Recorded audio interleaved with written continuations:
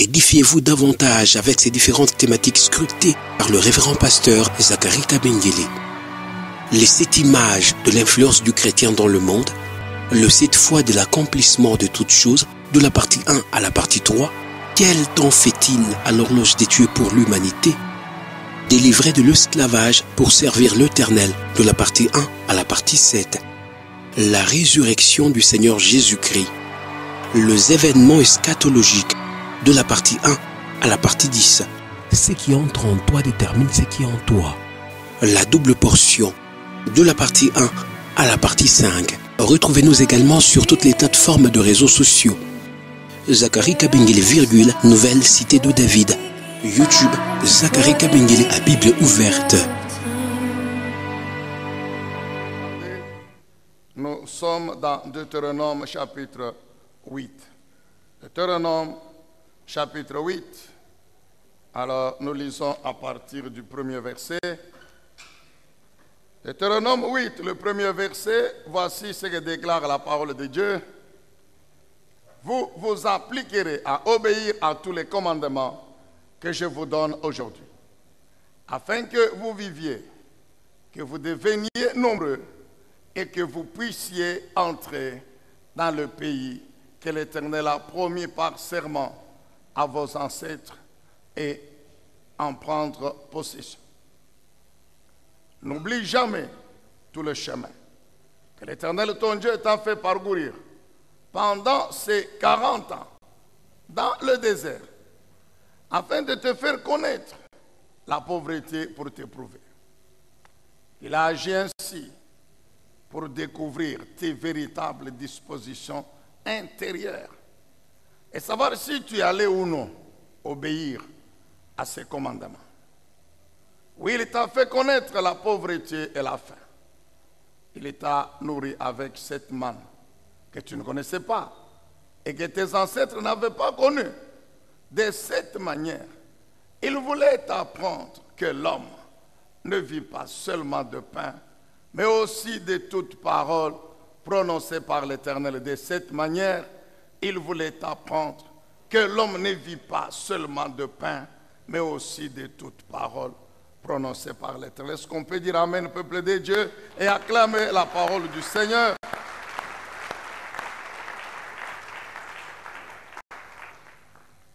Oui, la semaine passée, vous vous rappelez, nous avons continué à écouter le Seigneur sur cette pensée maîtresse du moment, c'est-à-dire la vie dans le royaume de Dieu.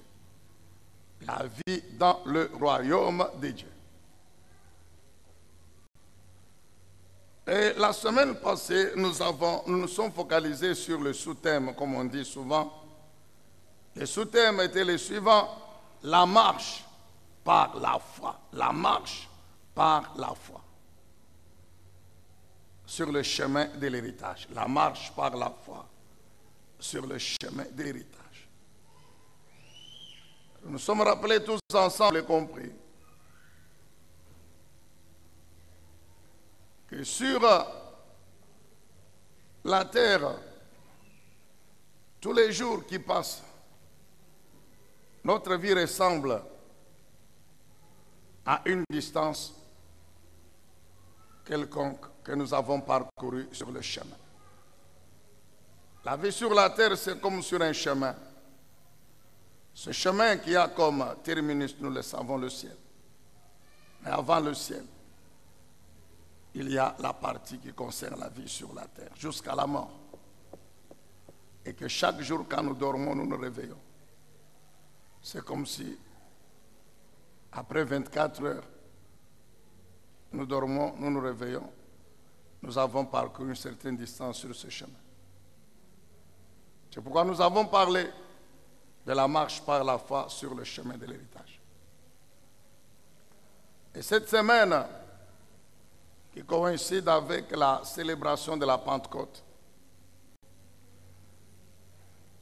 c'est-à-dire la venue du Saint-Esprit dans le monde, conformément à Joël chapitre 2, vous vous rappelez verset 28.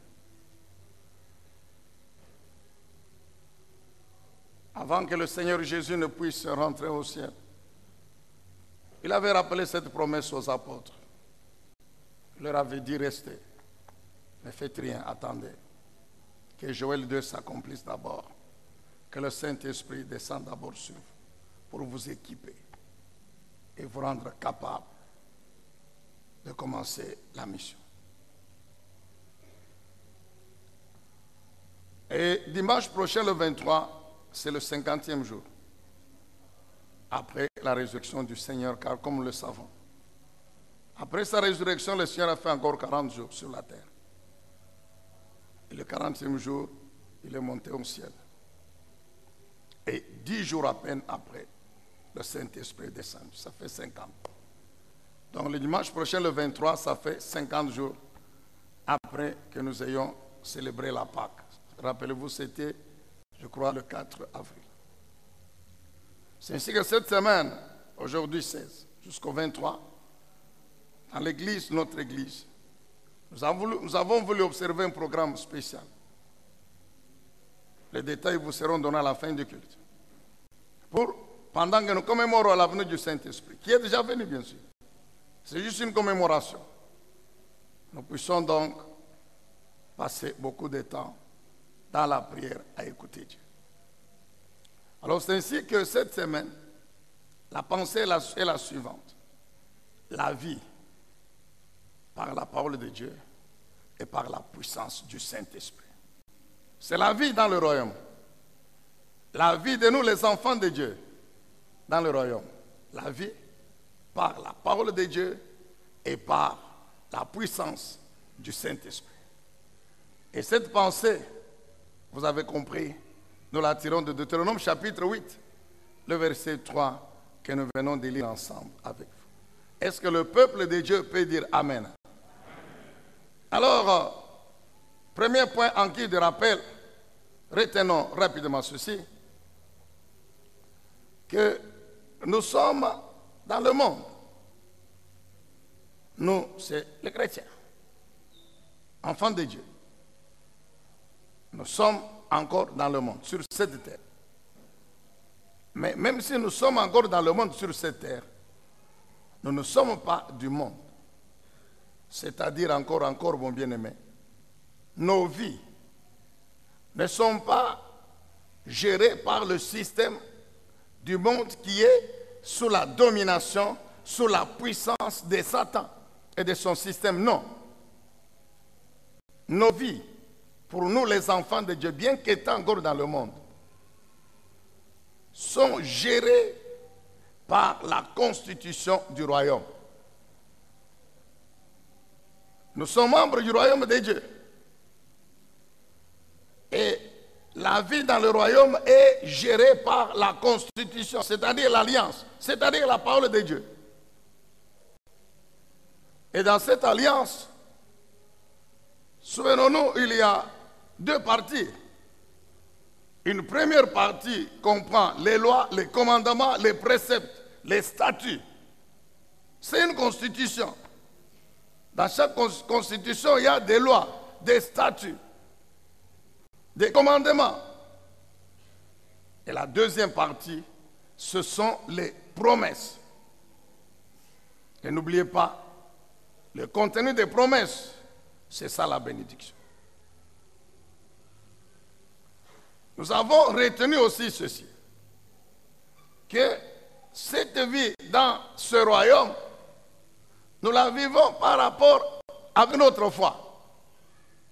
Nous vivons cette vie dans le royaume avec notre foi. Et la foi à la parole de Dieu, car sans la parole de Dieu, il n'y a pas de foi. Nous vivons donc dans le royaume par la foi à la parole de Dieu.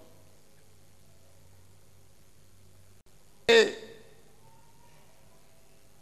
vivant encore sur la terre, bien-aimés, nous avons insisté sur le fait suivant. Bien que l'objectif final, c'est la vie éternelle au ciel, mais nous ne sommes pas encore au ciel.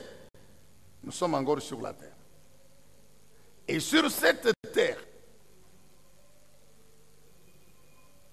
Dieu s'est arrangé pour que sur le chemin sur lequel nous marchons, pour que dans notre vie, nous connaissions des situations difficiles. Nous connaissions des problèmes que nous avons regroupés dans ce que nous avons appelé des défis que nous devons relever, des montagnes que nous devons traverser, ou bien détruire, déplacer, des combats que nous devons livrer, des épreuves que nous devons affronter. Donc Dieu permet que pendant que nous vivons sur la terre, bien dans son royaume, Dieu permet que ces choses nous arrivent. Et curieusement, ce sont les mêmes que les païens connaissent. Souvenez-vous, je vous ai dit que la douleur dans le ventre du chrétien n'est pas différente de la douleur dans le ventre d'un païen. Le chrétien qui n'a pas d'argent, c'est la même chose que le païen qui n'a pas d'argent. Tous les deux sont exposés au même problème de manque d'argent. Mais quelle est la différence entre nous et les païens? La différence est à ce niveau. C'est au niveau de la foi.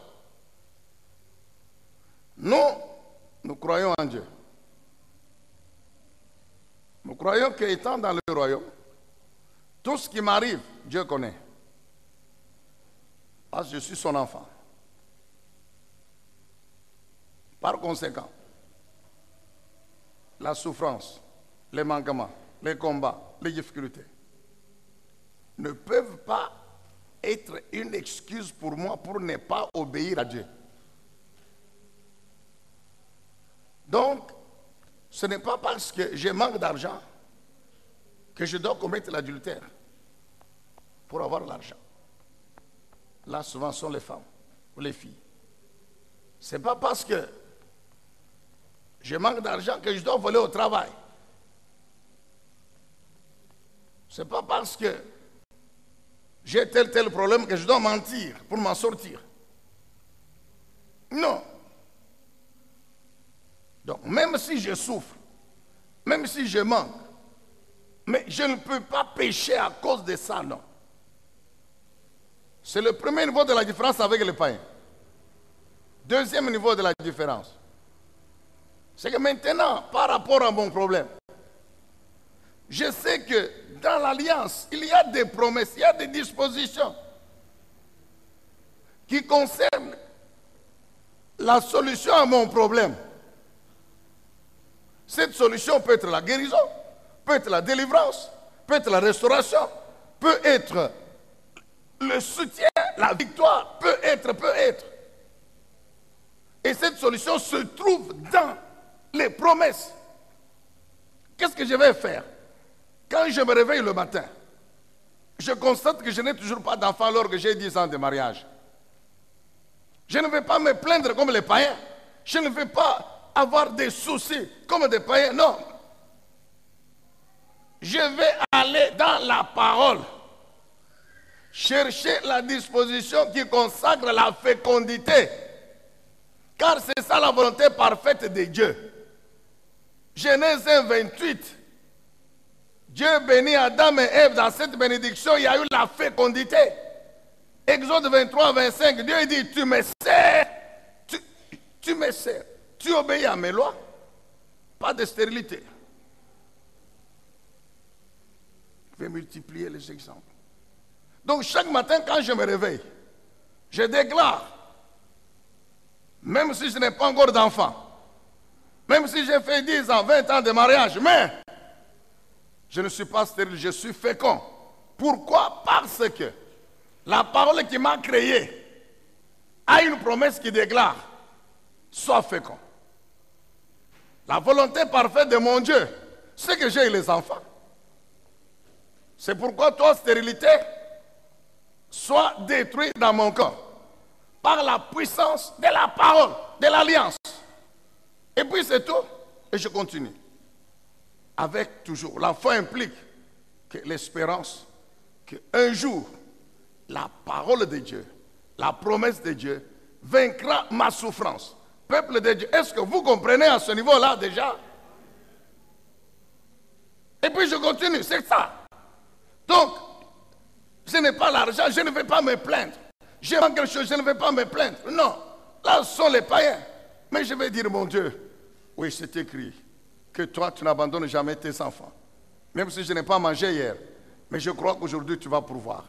Car toi-même, tu as dit, si je nourris les oiseaux du ciel, qui ne sèment ni ne moissonnent, qui n'ont aucune valeur par rapport à vous, comment je vais vous abandonner, vous, que j'ai créé à mon image? Amen, bien-aimé. Donc, je confesse la parole de Dieu. C'est ça la foi. Et effectivement, Dieu a toujours démontré, amen, bien-aimé, Dieu a toujours démontré qu'il est fidèle à sa parole et il finit toujours par l'accomplir. Amen, peuple de Dieu. C'est pourquoi vous vous souvenez. Tout au long de la semaine, nous avons lu 1 Corinthiens chapitre 10. 1 Corinthiens chapitre 10. Permettez que dans ce premier point de rappel, nous puissions y revenir. Quand vous lisez 1 Corinthiens chapitre 10, il est question là-bas. L'apôtre Paul est en train de stigmatiser le comportement des Israélites dans le désert. Souvenez-vous de la marche par la foi sur le chemin de l'héritage. C'est vrai, ces gens ont connu des problèmes. Ils ont eu soif parce qu'il n'y avait pas d'eau. Ils ont eu soif, il n'y avait pas d'eau à boire. Ils ont eu faim. Tout ce qu'ils avaient comme provision de l'Égypte était terminé. Il y a eu d'autres obstacles, comme la mer Rouge, comme le Jourdain, comme les armées ennemies, etc. Mais c'est Dieu qui conduisait ce peuple. C'est Dieu qui les a fait sortir de l'Égypte. C'est Dieu qui a tracé le chemin devant eux. Souvenez-vous, je vous ai dit que Dieu les a conduits tout droit vers la mer Rouge. Dieu savait que la mer Rouge est devant. Et c'est Dieu qui a suscité l'armée de Pharaon derrière. La Bible dit, Dieu a dit à Moïse, je vais endurcir Pharaon. Il va encore prendre son armée pour vous suivre. Donc tous les obstacles qu'Israël a connus dans le désert, tous les problèmes qu'ils ont connus, Dieu les savait, c'est sur le chemin que lui, Dieu avait tracé. Mais le problème de Dieu n'était pas celui-là. Le problème était qu'Israël continue à croire en lui. Qu'Israël continue à croire que comme c'est lui qui nous a fait sortir et que c'est lui qui nous conduit, il s'arrangera pour apporter la solution à tous ces problèmes. Par conséquent, il faut adopter une attitude conséquente, je me répète. Amen, bien-aimé dans le Seigneur. Je te rappelle que nous sommes dans le royaume. Et Dieu, écoute mon frère, Dieu sait que tu n'as pas l'argent. Dieu sait que tu n'as pas mangé. Dieu connaît les problèmes que tu auras demain après-demain. Dieu connaît les ennemis qui vont s'élever contre toi. Dieu connaît que demain après-demain tu vas tomber malade. Dieu connaît, il n'y a rien que Dieu ne connaît pas. Mais pourquoi il permet? Mais c'est pour effectivement nous aider à exercer la foi. Pour que nous lui démontrons la foi. Pour que lui-même voit comment nous vivons notre foi en lui. Et quand nous réussissons à l'épreuve de la foi, il nous délivre. Il finit toujours, mon Dieu. Dieu finit toujours par délivrer. Mon frère, écoute, hein. Dieu finit toujours par délivrer. Au premier culte ici, il y a une sœur qui a donné l'action de grâce pour son fils, qui venait de totaliser 1 année. Mais le couple là, je me suis appelé, ils ont fait, je crois, 2 ou 3 ans, sans enfant. Et la femme avait avorté, je ne sais pas combien de fois. Mais aujourd'hui, l'enfant a 1 année. Donc Dieu finit toujours par délivrer. Amen, bien-aimé. Je vous ai toujours dit non. Nous continuons à prêcher la parole de Dieu à prier. Les témoignages, il y en a nombreux, beaucoup. On n'a pas le temps de venir ici, non. Oh, j'ai prié pour télé, j'ai déjà fait. Non. Nous continuons à servir Dieu. Amen, bien-aimé dans le Seigneur. Mais Dieu agit, Dieu continue à agir. Donc nous devons faire attention, peuple de Dieu. Et ne pas tomber dans le pied des Israélites.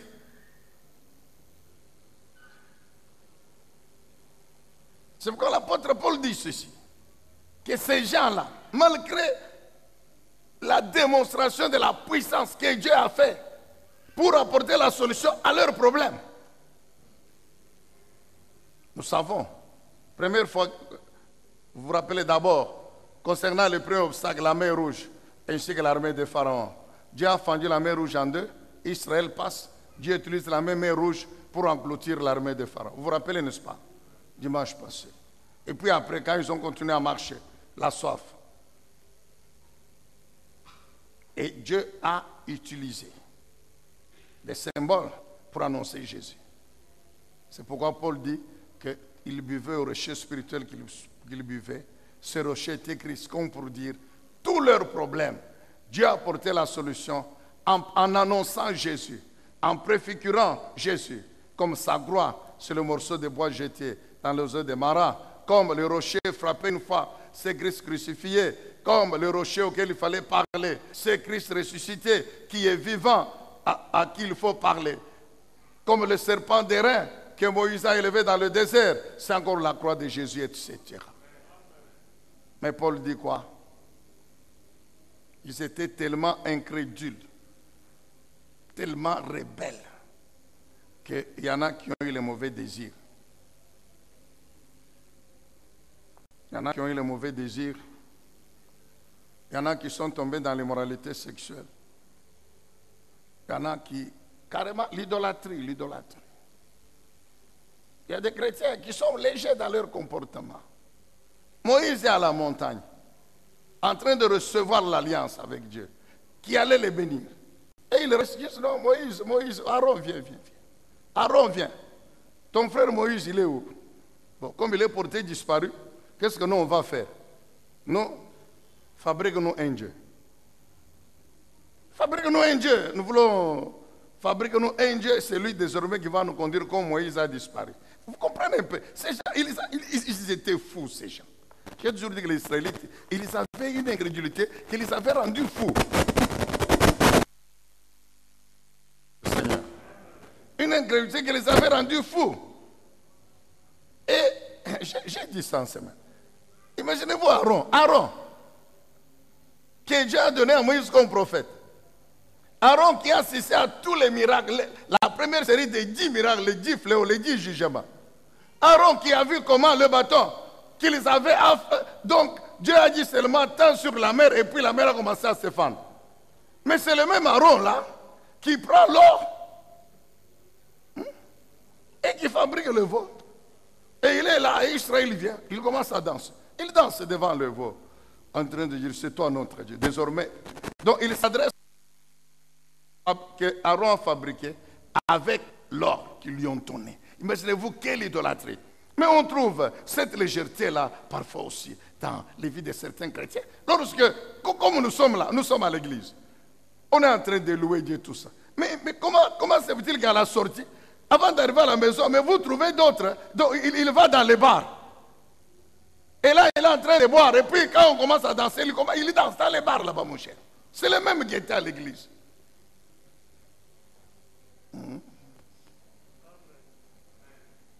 L'apôtre Paul dit aux Corinthiens, il y en a qui ont forcé la main à Dieu. Forcer la main. Forcer la main veut dire quoi? Quand vous lisez Nombre 21, la Bible dit qu'ils arrivent dans le désert de Kadesh Barnea. Là encore le problème de soif se pose. La Bible dit les Israélites, ils appellent Moïse. Et ils parlent contre Moïse et bien sûr contre Dieu. Ils disent ceci à Moïse. Qu'est-ce que nous te disons, Moïse? Laisse-nous en Égypte. Non. Partons. Sortons. Dieu m'a envoyé pour faire sortir. Maintenant, nous sommes dans le désert. Tout le temps, on n'a pas d'eau. On a faim. Même quand nous mangeons, c'est la nourriture de misère. Vous comprenez? La nourriture de misère, c'est la manne. S'il vous plaît. Mais la manne, c'était un puissant miracle. Cette nourriture qui tombait chaque jour, bien aimé, pour nourrir près d'1 million. Parce qu'il n'y a que les hommes, c'était plus de 600 000. Maintenant, quand vous mettez la marmaille là des femmes et des enfants des Juifs, c'était au-delà d'1 million de gens que Dieu nourrissait chaque jour, bien-aimé. Mais ils disent à Moïse, quelle nourriture? C'est une nourriture de misère ici. Comme pour dire à Moïse, tu dis que tu nous nourris, est-ce que c'est ça la nourriture? Et il s'adresse à qui? À Dieu. En d'autres termes, il voulait dire à Dieu, nous ne sommes pas contents de la manne ici. Donne-nous autre chose. Combien de chrétiens forcent la main de Dieu? Tous les jours ici. Combien de chrétiens ne sont pas contents de ce qu'ils ont aujourd'hui? Combien de chrétiens ne sont pas contents? Ils prient, Seigneur, donne-moi le mariage. Mon Dieu, mon Dieu.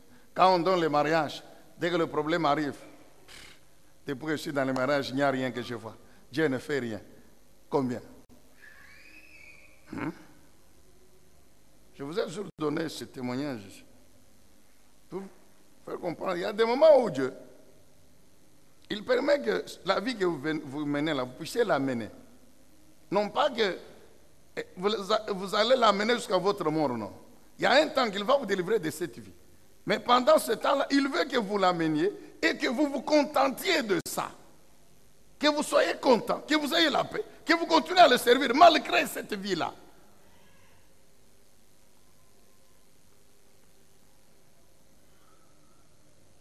Pendant les temps difficiles, rappelez-vous, pour manger, il fallait que j'aille en ville.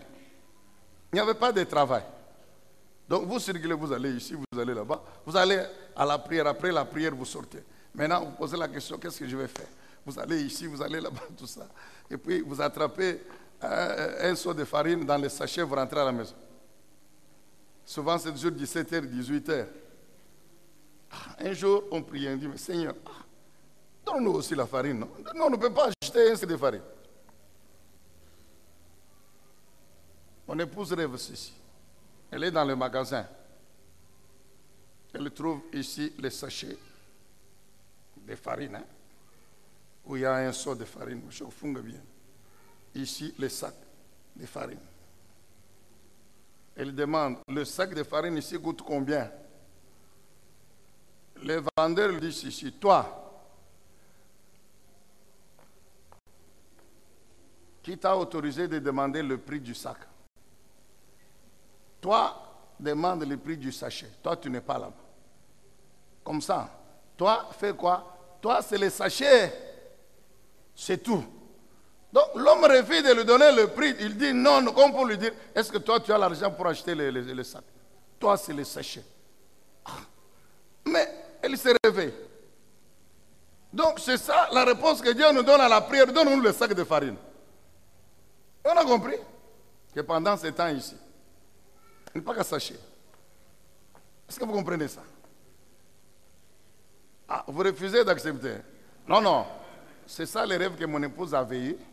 Et l'interprétation que nous avions donnée était celle-ci. Que pour ce temps-là, nous, on devait vivre qu'avec les sachets. C'est tout. Alors, nous avons cessé de demander à Dieu le sac de farine.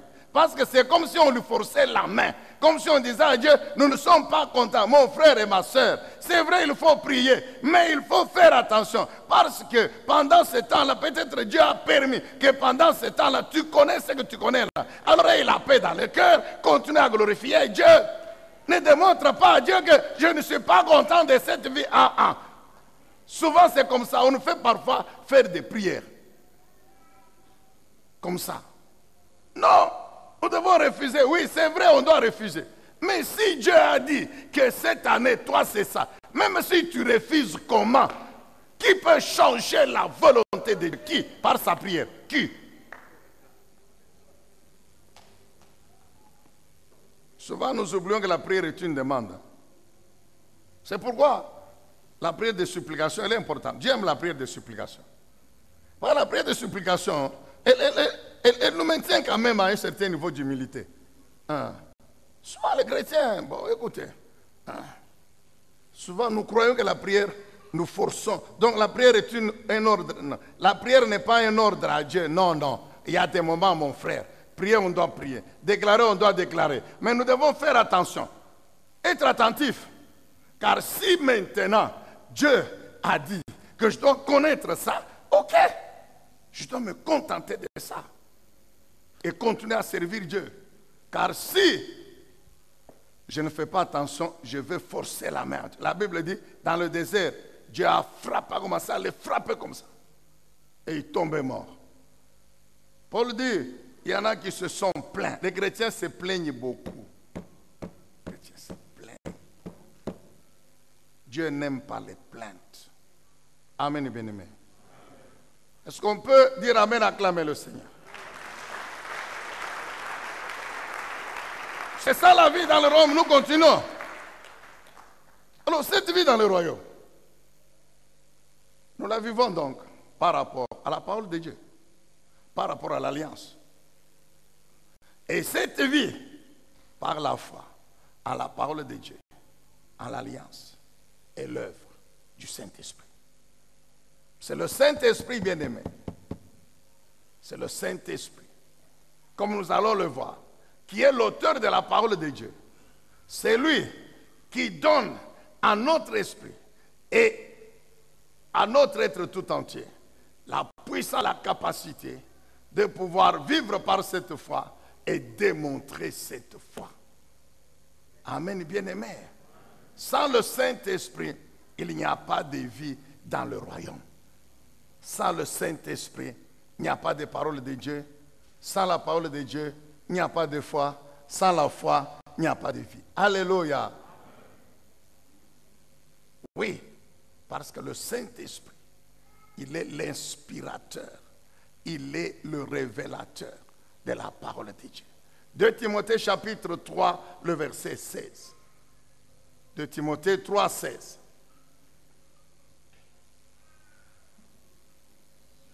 Ce verset nous révèle donc que c'est le Saint-Esprit qui a inspiré la parole de Dieu.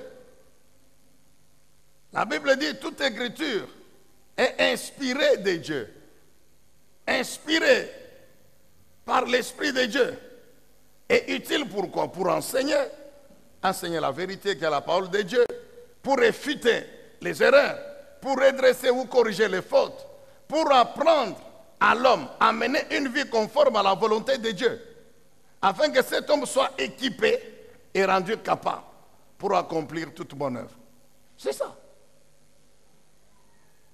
Donc c'est le Saint-Esprit. Toute la parole de Dieu, toute la Bible. C'est lui l'inspirateur, le révélateur. J'ai donné encore le matin cet exemple des 5 premiers livres de la Bible, le Pentateuque, dont l'auteur est Moïse. Je dis encore ceci aujourd'hui, que Moïse commence avec le 2e livre Exode. Comme pour dire que ce sont, Moïse est contemporain des événements qu'il décrit dans Exode, dans Lévitique, dans Nombre et dans Deutéronome.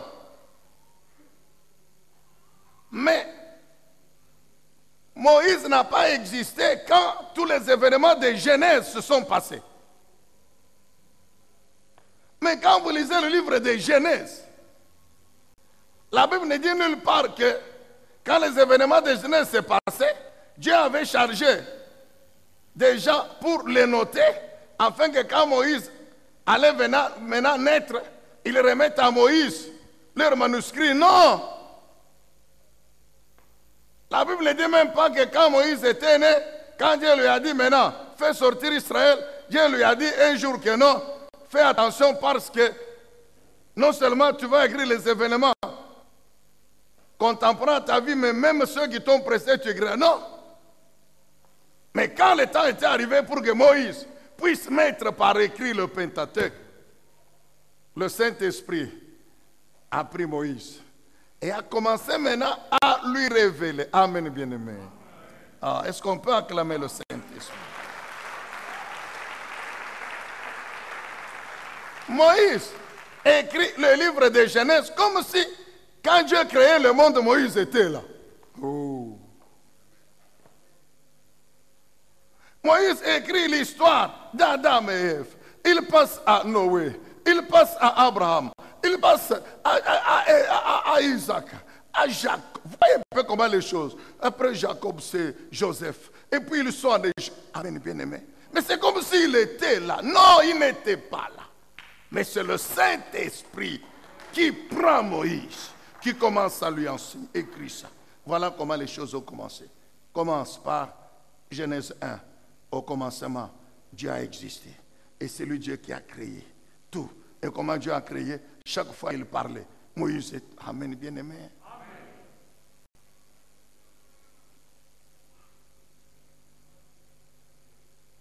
2 Pierre chapitre 1er, versets 20 et 21. Un autre passage qui atteste que le Saint-Esprit qui est l'auteur de tout. Sachez avant tout qu'aucune prophétie de l'Écriture n'est le fruit d'une initiative personnelle. Ce n'est pas l'œuvre de l'homme. D'autres versions disent aucune prophétie de l'Écriture ne peut être interprétée ni donnée que par le Saint-Esprit. Alors c'est ainsi que la Bible dit, ce n'est pas par une volonté humaine qu'une prophétie n'a jamais été apportée. Mais c'est poussé par le Saint-Esprit que des hommes ont parlé de la part de Dieu. C'est poussé, c'est inspiré, amen, bien-aimé dans le ciel. C'est conduit par le Saint-Esprit. Donc tous les auteurs de la Bible là-bas, c'est le Saint-Esprit. Un jour, je vous donnerai l'exemple pour les 4 évangiles. Amen, bien-aimé. Amen. Et quand vous lisez enfin 1 Jean chapitre 2, le verset 27, 1 Jean chapitre 2, 27, le Saint-Esprit lui-même a, par l'apôtre Jean, confirmé que c'est lui qui nous enseigne cette parole. Pourquoi il a inspiré la parole? Pourquoi il a révélé la parole? Pourquoi il a tenu à ce que la parole soit mise par écrit? Et pourquoi Jésus, notre Dieu, a tenu à ce que ce Saint-Esprit, cet Esprit soit en nous? Mais c'est pour nous enseigner la parole, c'est écrit. Pour nous instruire, pour nous enseigner la parole. C'est pour nous faire comprendre cette parole. Amen, bien-aimés dans le Seigneur. Le Saint-Esprit, l'inspirateur, le révélateur, l'auteur de la parole. Ensuite, comme il est en nous, qu'est-ce qu'il fait? Il nous inspire cette parole. Il nous révèle cette parole. Il nous explique cette parole. Il nous enseigne. C'est comme maintenant. Le Saint-Esprit est en train de nous enseigner comment vivre par la parole de Dieu. Est-ce que vous comprenez ça? Maintenant, là, dites Amen. Amen, peuple de Dieu. Dites bien Amen, dites bien Amen. Hein? Donc maintenant, là, le Saint-Esprit, il est en train de t'enseigner comment tu dois vivre par la parole de Dieu et il ne peut pas en être autrement. Amen, bien-aimé. Deuxième point, c'est effectivement comment vivre par la parole de Dieu. Comment vivre par la parole de Dieu dans le royaume. Comment toi et moi, nous devons continuer à vivre par la parole de Dieu pendant que nous sommes dans le royaume et encore dans le monde. Retenez ceci, bien-aimés. Je viens de faire allusion à Genèse. Dieu a tout créé par sa parole, y compris l'homme. Genèse 1, Genèse 1, 26. Genèse 1, 26. La Bible dit quoi? Puis Dieu dit. Donc Dieu a parlé. Il a continué à parler. Depuis le premier verset, Dieu dit. Dieu parle. Dieu dit. Dieu dit. Maintenant, il arrive au verset 26. Maintenant, il faut créer l'homme. Dieu continue à parler. Il dit quoi? Et Dieu dit. Donc Dieu parle. Qu'est-ce qu'il dit?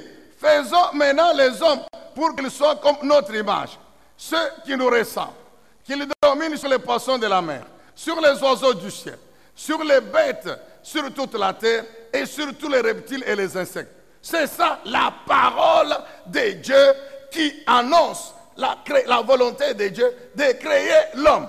Quand cette parole sort, c'est le même processus. L'Esprit de Dieu déploie sa puissance pour que effectivement cette parole soit traduite devienne une réalité vivante, que l'homme soit réellement là. Mais avant que l'homme soit là, d'abord, Dieu parle. Amen, bien-aimé. Donc, Dieu t'a créé toi. m'a créé moi, homme, par sa parole. Et Dieu tient, note encore ceci, il faut noter mon frère. Dieu tient à ce que toi et moi, nous comprenions que nous ne pouvons pas vivre sur cette terre et puis au ciel après sans cette parole qui nous a créés. Oh.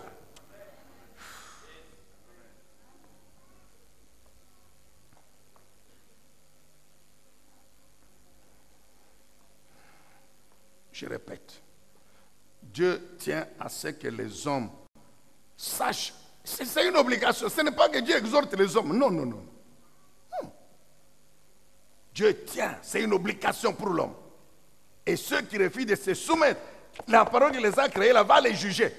C'est ce que Jésus a dit. Cette parole qui vous a créé, vous refusez de lui obéir, elle vous jugera.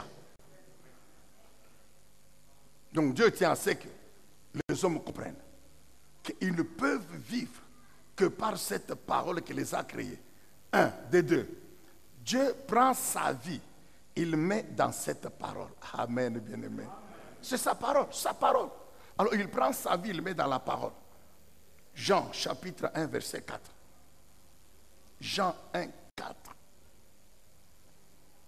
La Bible dit, en lui résidait la vie. Lui, c'est qui? Lui ici, c'est Jésus. Mais Jésus, quand vous lisez dans les 3 premiers versets, toujours du même chapitre, la Bible parle de la parole de Dieu qui a tout créé. Et cette parole là-bas, qui était avec Dieu, qui était Dieu. Donc la Bible annonce que c'était Jésus. Au commencement était celui qui est la parole de Dieu. Il était Dieu, il était avec Dieu. Et c'est lui qui a tout créé. Lui, cette parole qui a tout créé. Quand vous lisez au verset 14, c'est là que la Bible précise. Que cette parole qui a tout créé, qui était avec Dieu, qui était Dieu, tout ça, c'est Jésus. Est-ce que vous comprenez ça?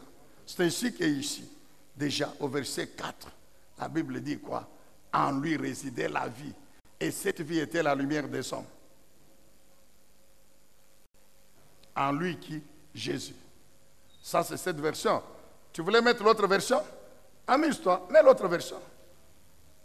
En lui, lui qui? Jésus. Jésus qui est la parole. Ici, c'est en elle. Elle, c'est la parole. Est-ce que vous comprenez ça? Ici, elle se reporte à la parole. L'autre version, lui, se reporte à Jésus, qui est toujours la parole. Donc, Dieu prend sa vie, il met dans sa parole. Dieu ne s'arrête pas là. Dans cette parole, je vous ai dit que c'est l'alliance. Dieu met une partie qui comprend les commandements, les lois, les préceptes, les statuts. Je vous ai dit que notre vie dans le royaume, c'est par rapport à la constitution. Dans chaque constitution, il y a des lois, il y a des statuts, il y a des articles. Maintenant, qu'est-ce que Dieu fait? Dieu, il dit à l'homme ceci.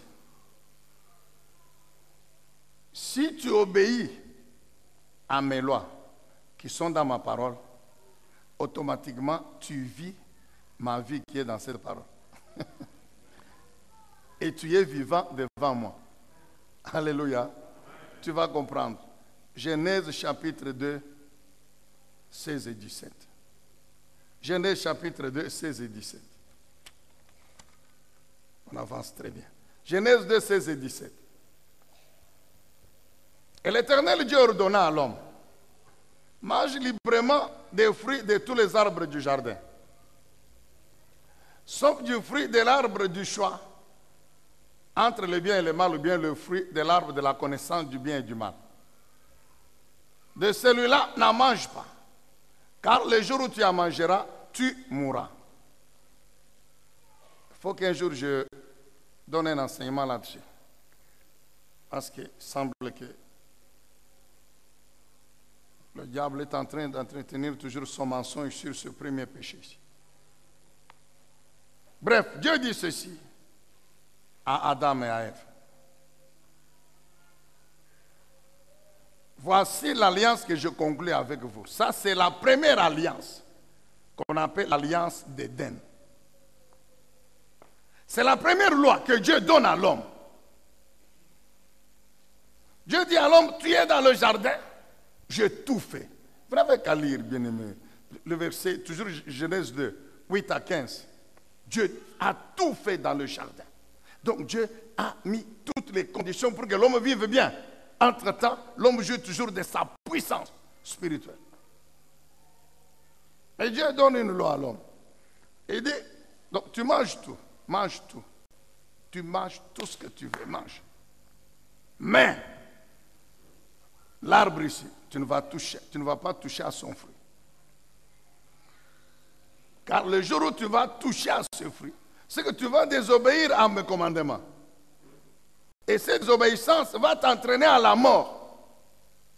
En d'autres termes, tant que tu obéis à ma loi, tu vis devant moi. Vous comprenez comment Dieu a fait les choses? Je répète, peuple de Dieu, acclamez un peu Jésus. Vraiment, acclamez Jésus. Que le Saint-Esprit fortifie un peu votre cerveau. Hein? Votre cerveau. Je reprends. Dieu prend sa vie, mais dans sa parole. Dans cette parole, Dieu met les commandements. Et Dieu dit, quand tu fais ce que je te demande de faire, tu vis directement ma vie. C'est tout. Mais si tu obéis, tu désobéis, tu meurs. Donc devant moi, tu n'existes pas. Vous comprenez un peu? Donc tant que Adam et Ève n'avaient pas touché aux fruits interdits, ils étaient vivants devant Dieu. Dieu descendait, comme la Bible dit. Dieu parlait avec eux. Il jouissait de tout. Mais malheureusement pour eux, ils ont désobéi à la loi. Ils ont péché. Et la mort les a frappés. C'est ça, Genèse 3. 15, toutes les séries de malédictions. Deutéronome 30. Vous allez encore comprendre. Deutéronome 30. Chapitre 30, le verset 15 et 16. Écoutez attentivement, bien-aimés. Voyez, je place aujourd'hui devant vous, d'un côté, la vie et le bonheur, ou la vie et la bénédiction. De l'autre côté, la mort et le malheur. Il y a des versions qui disent, je mets devant toi deux voies. La première, il y a la vie et la bénédiction. La deuxième, il y a la mort et la malédiction. Ce que je vous commande aujourd'hui, ce que je vous conseille, c'est d'aimer l'Éternel, votre Dieu, de suivre le chemin qu'il vous trace et d'obéir à ses commandements, ses ordonnances et ses lois. En faisant cela, vous aurez la vie. Amen, bien-aimés.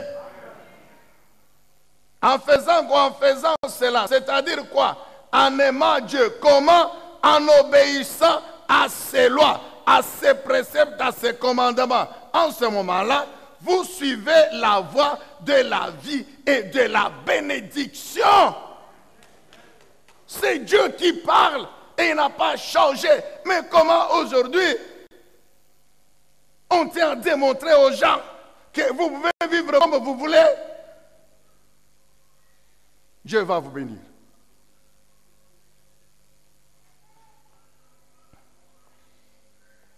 Je vous ai déjà dit ceci.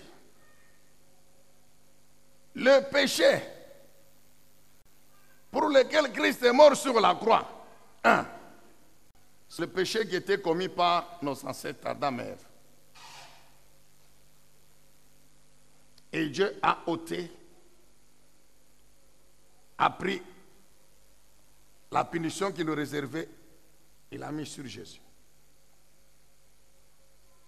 Quand vous croyez en Jésus-Christ, les effets de ce péché-là, de nos ancêtres Adam et Ève, sont donc effacés. Parce que Dieu, il nous déclare juste. Mais pourquoi Dieu le fait? Pour que maintenant, par la vie de sanctification, c'est-à-dire d'obéissance maintenant à la parole de Dieu, au commandement de Dieu, nous devenions effectivement justes. Ce qui fait que ceux qui continuent à pécher, ceux qui continuent à pécher, ils perdent cette justification-là.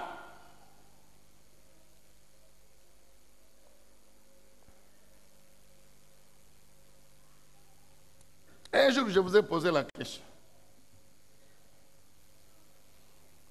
l'ivrognerie avant de se convertir, de naître de nouveau, est différente de l'ivrognerie après la nouvelle naissance.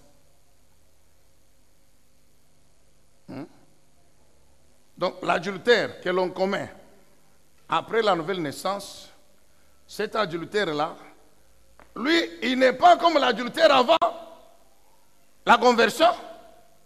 Pour qu'on dise que non, non, la grâce de Dieu, Jésus est mort par grâce, c'est tout. La Bible dit, là où le péché a abondé, la grâce a surabondé. Mais la grâce a surabondé, pourquoi? Pour que, comme le péché a régné par la mort, car ceux qui pêchent, ils sont morts, ils ne sont pas vivants. Maintenant, quand la grâce vient, c'est pour que la justice règne. Et là où il y a la justice, il n'y a pas le péché. Et là où il y a la vie maintenant. La justice amène la vie. Mais la justice, c'est quoi? C'est l'obéissance aux lois de Dieu.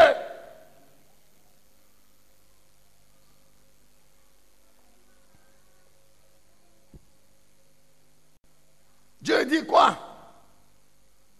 Si tu veux vivre devant moi et jure de ma bénédiction, voici la voie que tu dois suivre. C'est-à-dire, tu dois m'aimer. Et pour manifester ton amour, tu dois mettre en pratique mes commandements. Non, Dieu nous aime. Nous aimons Dieu, la grâce, la grâce, la grâce. Mais les mêmes qui disent la grâce là, ils ont déjà divorcé comme 4 fois. Mais entre-temps, bishop tel, apôtre tel, Jésus tel, pasteur tel, révérend tel. Vivant dans l'impudicité, c'est l'adultère. Impudique, adultère. Mais la grâce dit quoi? Dites, source de salut pour tous les hommes, manifestée. Pourquoi? Elle nous enseigne quoi? À renoncer au péché.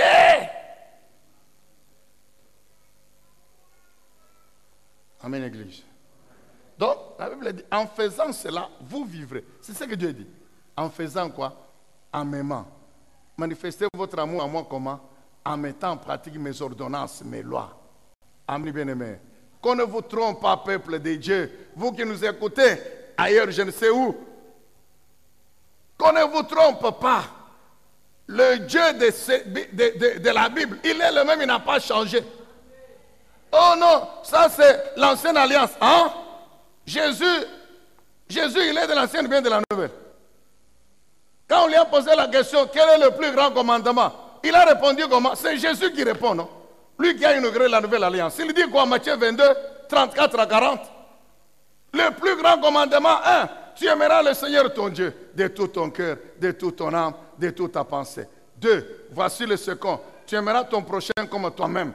Il dit toute la loi, quelle loi? Mais les autres 20, les 10 commandements et les autres lois sont contenus dans ces 2 ici. C'est Jésus. Alléluia. Amen, bien-aimés. Oh, toi et moi, nous sommes de ceux qui ont compris que pour que Dieu nous bénisse sur cette terre, il n'y a qu'une seule voie, c'est celle que lui a tracée. Amen, bien-aimés. C'est celle que lui a tracée que nous devons suivre. Que Dieu soit loué, que Dieu soit béni. Jean chapitre 20, le verset 31. Jean 20, 31. Jean chapitre 20, le verset 31. Attends, ça va vite. Mais ce qui se trouve a été écrit pour que vous croyiez que Jésus est le Christ, le Fils de Dieu, et qu'en croyant, vous possédiez la vie en son nom. Ici, le Saint-Esprit précise que la vie dans la parole de Dieu, comme la parole de Dieu, c'est Jésus-Christ. Donc, ceux qui ont Jésus, ils ont la parole de Dieu, ils ont cette vie. Ce verset, c'est un verset clé de l'évangile de Jean. C'est un verset clé qui donne même l'objectif de ce livre ici. C'est de révéler que Jésus, il est le Messie, le Fils de Dieu.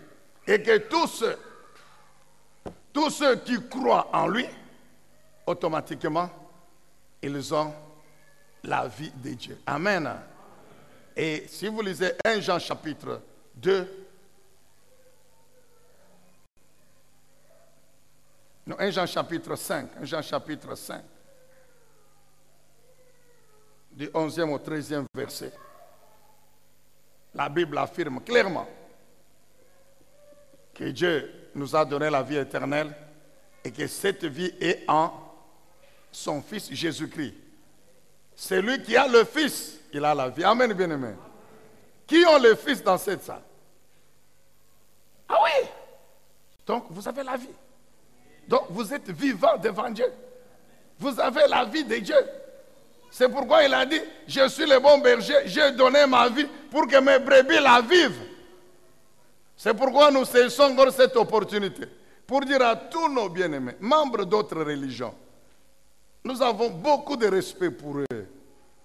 C'est une bonne chose que de croire qu'il y a un Dieu qui existe. Mais c'est une meilleure chose de croire que le véritable Dieu là que vous cherchez, il est seul et unique. C'est le Dieu de Jésus-Christ. C'est le Dieu de la Bible. C'est la vérité que nous devons continuer à proclamer, nous les chrétiens. Et que pour vivre sa vie, pour le voir pendant que vous vivez sur cette terre, et espérer vivre avec lui au ciel, il faut croire en Jésus seul. C'est ce que la Bible déclare. Le Saint-Esprit l'atteste, que celui qui a le Fils de Dieu, Jésus, il a la vie de Dieu. Alléluia. Amen, bien-aimé. Maintenant, pour terminer, comment la parole de Dieu affecte les autres domaines de la vie? Parce que jusque-là, nous avons parlé sur le plan spirituel. C'est l'esprit de l'homme qui reçoit les commandements. C'est l'esprit de l'homme qui croit et qui obéit. L'âme et le corps suivent. Lorsque, au niveau de l'esprit ou de l'homme intérieur, il n'y a pas de convoitise, le corps ne commettra jamais l'adultère. Dites Amen. Dites bien Amen. Lorsque dans l'homme intérieur, il n'y a pas une pensée de mensonge, la bouche ne s'ouvrira jamais pour proférer le mensonge. Est-ce que vous comprenez? Lorsque dans l'homme intérieur, il n'y a pas cette convoitise de la bière, du vin, la main ne prendra jamais le vin, la bouche ne va pas s'ouvrir et la gorge ne va pas prendre le vin pour que le corps devienne ivre. Jamais. Donc vous voyez que la vie que l'esprit reçoit par la parole, par l'obéissance aux lois de Dieu, l'esprit communique cette vie à l'âme et au corps. Et spirituellement, tout l'être, esprit, âme et corps, vit la vie de Dieu par la parole. Maintenant, comment la parole affecte les autres domaines de la vie de l'homme sur la terre et qui concerne principalement le corps, car c'est le corps qui est bénéficiaire. C'est le corps qui doit avoir la bonne santé physique. C'est le corps qui a besoin d'être guéri quand il tombe malade. C'est le corps qui a besoin de mettre au monde. C'est le corps qui a besoin des enfants. C'est le corps qui a besoin d'argent pour voyager, pour construire. C'est le corps qui a besoin de la maison pour dormir. Hein? Comment la parole affecte ce domaine? Notez ceci, peuple de Dieu. Deutéronome 8, oui. Dieu dit, l'homme ne vivra pas de pain seulement. Le pain dont il est question, c'est la nourriture. Il est important le pain. Le corps que vous voyez ici, pour qu'il vive, qu'il fonctionne, qu'il ait les vitamines, qu'il ait le sang, il faut la nourriture. Vrai ou faux? C'est ça, mon frère. Mais quand le même corps tombe malade, le pain est impuissant pour détruire la maladie. Vrai ou faux? Qui parmi vous, lorsqu'il a des douleurs au ventre, peut avoir l'appétit de manger? Pendant que tu te tords de douleur là-bas, la bouche est ouverte, tu es en train de manger. Qui? Personne. Qui parmi nous, quand il est malade, il dit pour que la maladie s'y termine, aujourd'hui je dois doubler la quantité de foufou ou bien de riz. Personne. Amen, Église. le corps, pour vivre, a besoin du pain. Mais quand le corps tombe malade, le pain est impuissant. Qu'est-ce qui va maintenant guérir le corps? C'est la parole.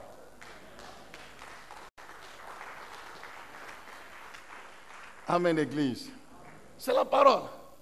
C'est pourquoi Dieu dit, Exode 15, 25, 26, si tu m'obéis, tu vois, toujours l'obéissance. Si tu m'obéis, Israël, tu te soumets à mon ange qui marche devant toi. Je ne te frapperai pas de toutes les maladies dont j'ai frappé les Égyptiens. De toutes les épidémies, bien-aimés dans le Seigneur. C'est vrai. Nous n'avons pas les statistiques pour dire que de tous ceux qui sont morts de Covid depuis l'année passée, il n'y a pas eu de chrétiens. Mais s'il y en a qui sont morts de ça, c'est que pour eux, c'était la voie que Dieu avait permis qu'ils meurent. Amen, bien-aimé. Mais, vous refusez de dire Amen. Hein? Ah. Donc, vous croyez que le Covid, c'est aussi pour vous? Non. Nous croyons, nous les enfants de Dieu, à déclarer, à croire que c'est une pandémie et que cette pandémie ne nous concerne pas, nous les enfants de Dieu, car nous sommes dans l'alliance. Et dans notre alliance, Dieu dit, les épidémies, les pandémies ne vous frapperont pas. Et Dieu dit quoi? Quand bien même ça va arriver, je vais vous guérir. Donc, je vais vous délivrer. La guérison peut être remplacée par, je vais vous épargner des épidémies. C'est pourquoi, bien sûr, en tant qu'homme, par mesure de précaution, c'est vrai, on peut porter le masque, tout ça. Mais je sais que ça ne peut pas, Dieu ne peut pas permettre que ça me tue, moi, non. Jamais. Cette alliance ici. Amen, Église. Dites Amen. Quand je tombe malade, à moins que ce soit la voie par laquelle il a décidé de me prendre. Mais sinon, Ésaïe 53, 4 et 5 demeure. Sinon, Marc 16, 17 demeure. Qu'est-ce que Jésus dit? Imposez les mains, déclarez, guéri par la puissance de mon nom et croyez que ça va arriver, vous verrez la guérison. C'est ça, non? Donc c'est encore la parole qui détruit la maladie dans le corps, qui fait vivre le corps en détruisant la maladie. Alléluia. Oh. Amen, Église. C'est le corps qui travaille pour gagner l'argent. Hein, Jean-Claude? Le corps travaille pour gagner l'argent. Mais quand l'argent est là, l'ennemi s'élève. Et l'ennemi, il est spirituel. Et l'argent n'a aucune puissance pour vaincre l'ennemi. Puissance. Parce que l'ennemi, hein, donc il va détruire et le travail et l'argent même. Je vous ai toujours posé la question. Lorsque on vole l'argent dans la poche de quelqu'un, pourquoi l'argent ne réagit pas? Pour dire au voleur, mais écoute, toi tu n'es pas mon propriétaire. Et quand le voleur prend l'argent, il l'utilise. Donc l'argent obéit, donc l'argent ne sait pas. Maintenant, la main ici, qui m'utilise, c'est le propriétaire qui a travaillé pour me gagner, ou bien c'est le voleur. L'argent, ce n'est pas son problème. Tu sais ça? Vrai ou faux? Hein? Mais qui va protéger le travail? Qui va protéger l'argent? C'est la parole, mon frère. Dieu dit quoi dans la parole? Je menacerai le dévoreur. Dieu dit quoi dans la parole? Pour moi, ma volonté, c'est que vous puissiez faire des exploits. Psaume 74. Mettez Psaume 74. Ça concerne les études, ça concerne le travail, les affaires. Dieu dit quoi? Ma volonté, c'est vous devez réussir, vous devez prospérer, vous devez aller de l'avant. Et quand l'ennemi va s'élever pour vous empêcher de prospérer, de réussir, moi je vais le détruire. C'est ce qui est écrit, oui ou non? Dieu dit, j'écraserai l'ennemi, le dévoreur. Amen, bien-aimé. Vous voyez comment la parole protège même le travail, même l'argent. Oui. Et vous pouvez multiplier les exemples. Alléluia. Je vous donne un dernier exemple pour que nous puissions prier. Le temps passe. Ésaïe 60. Ésaïe chapitre 60.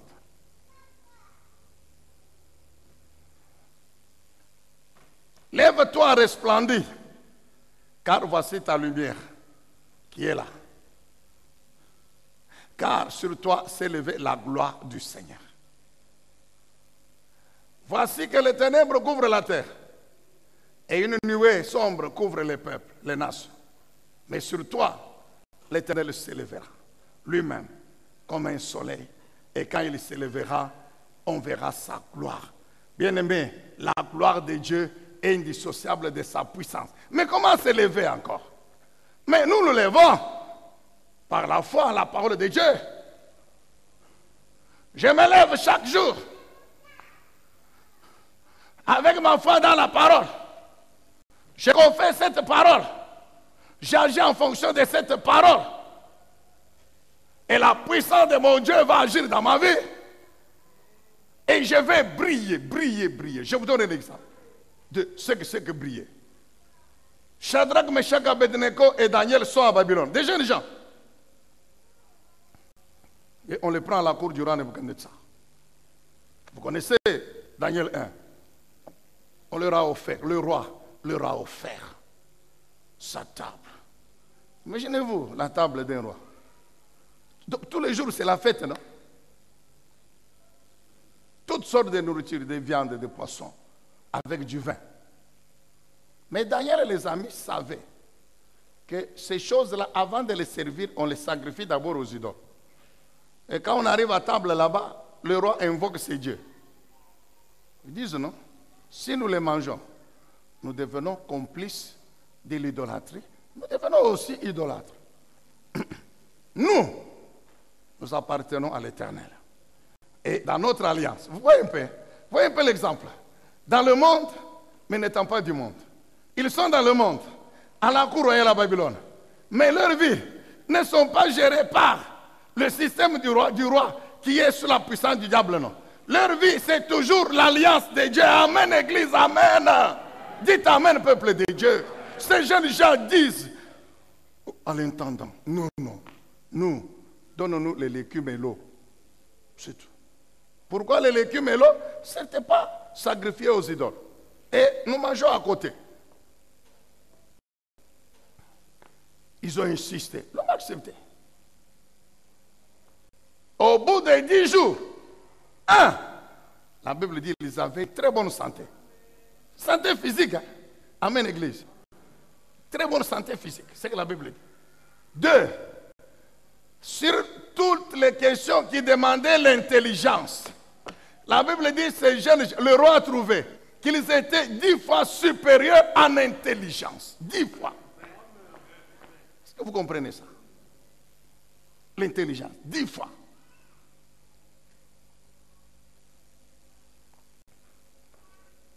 Ça ne s'est pas arrêté là.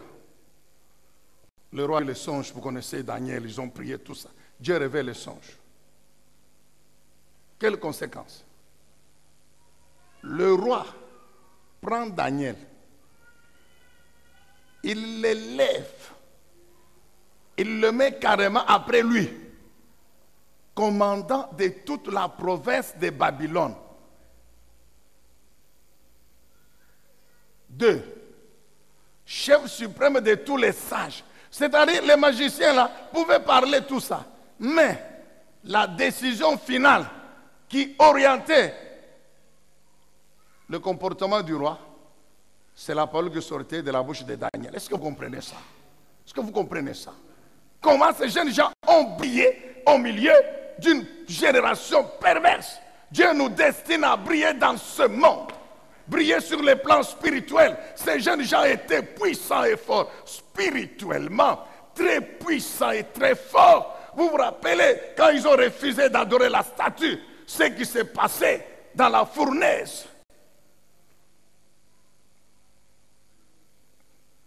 La Bible dit quoi? Dieu prend Shadrach, Meshach, Abednego.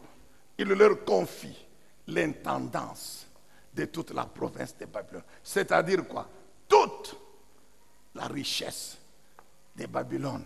Ce sont ces 4 jeunes gens qui étaient les gestionnaires. Ils pouvaient manquer d'argent. Ils pouvaient manquer à manger. Je pose la question. Lève-toi, mon frère. Par la foi, la parole de Dieu, tu vas briller. J'ai dit, lève-toi. Par la foi, la parole de Dieu, tu vas briller, c'est-à-dire la puissance de notre Dieu va affecter. Tiens-toi debout pendant que tu acclames Jésus. La puissance de notre Dieu, de sa parole, bien-aimé, va affecter nos vies. Amen, amen, amen, amen. Est-ce qu'on peut acclamer encore le Seigneur? Lèvons-nous par la foi à la parole de Dieu.